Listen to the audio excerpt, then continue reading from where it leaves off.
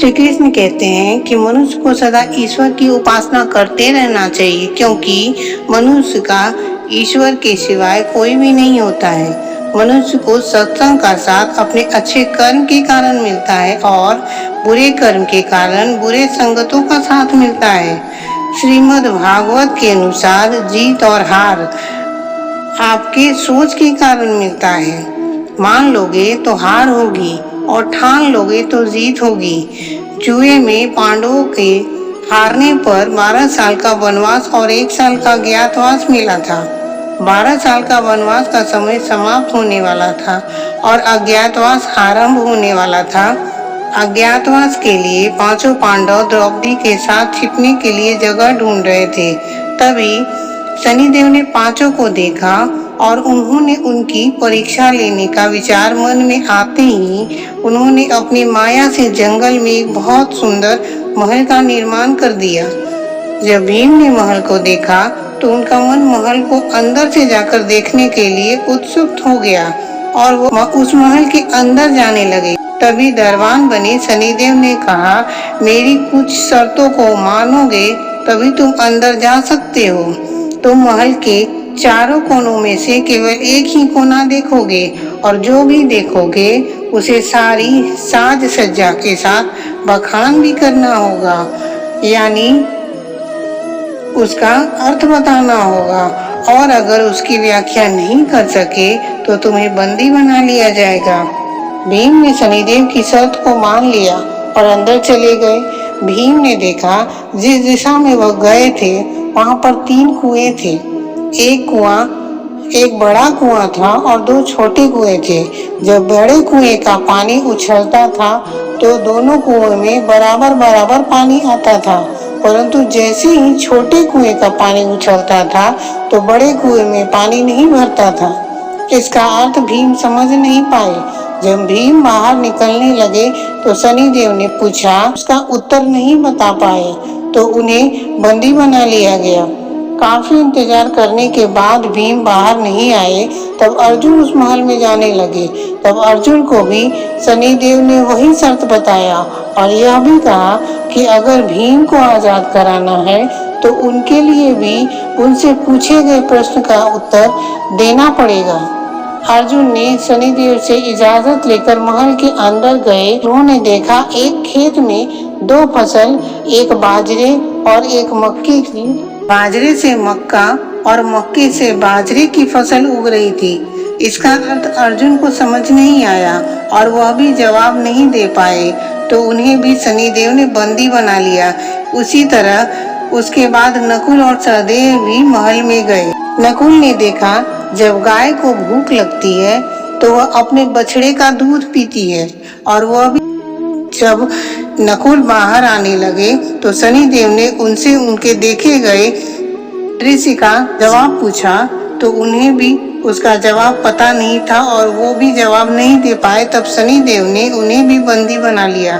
तब युधिष्ठिर महल में गए और अपने भाई के बारे में पूछा, तो शनिदेव ने कहा कि वह महल में दिखाई देने वाले दृश्य का जवाब नहीं दे पाए, इसलिए उन्हें बंदी बना लिया गया।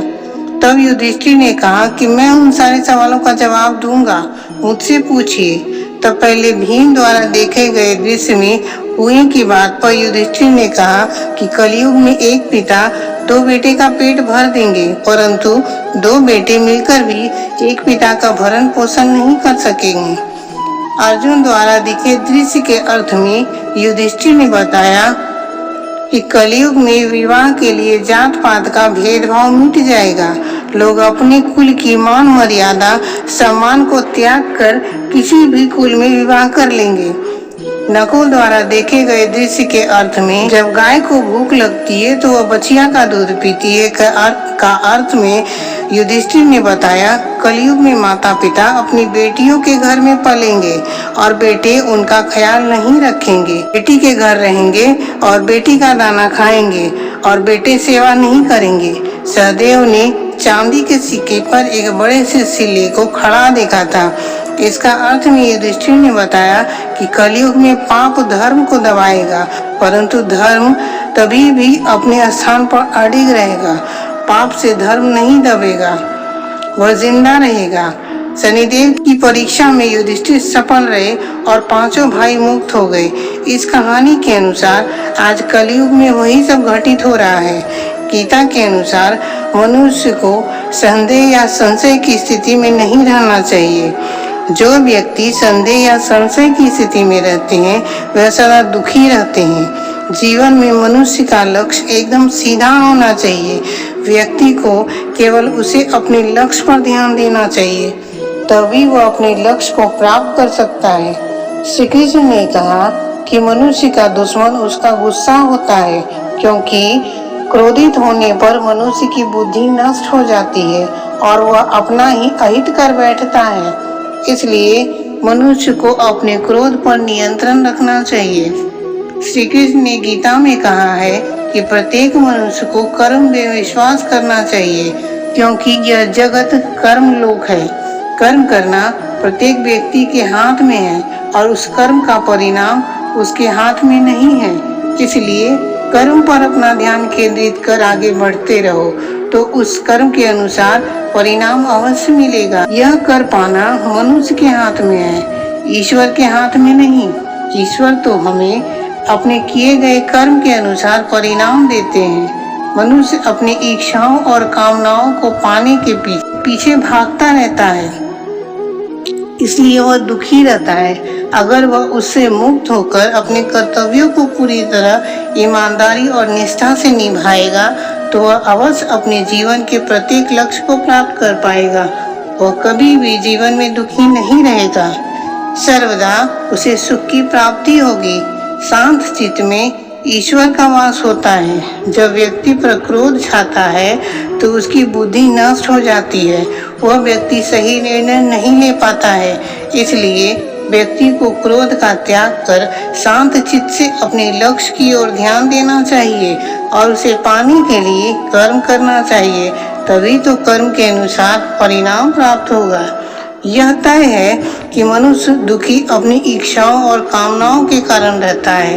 मनुष्य को सुख और दुख में एक जैसा रहना चाहिए, क्योंकि कुछ भी इस संसार में स्थायी नहीं है। दोनों परिस्थिति में एक जैसा व्यक्ति को संयम और मजबूती बनाए रखना चाहिए, तो उसे ना दुख दुखी कर पाएगा और ना ही सुख में वह उदंड और घमंडी हो जाएगा। श्री कृष्ण कहते हैं कि जो व्यक्ति गीता का अनुसरण करता है वो अंदर से मजबूत रहता है। जीवन का हर दांव जीतना है तो बल से ज्यादा बुद्धि का उपयोग कीजिए, क्योंकि बल लड़ना सिखाती है और बुद्धि जीतना सिखाती है। व्यक्ति जिस प्रकार का कर्म करता है उसे उसी कर्म का परिणाम मिलता है।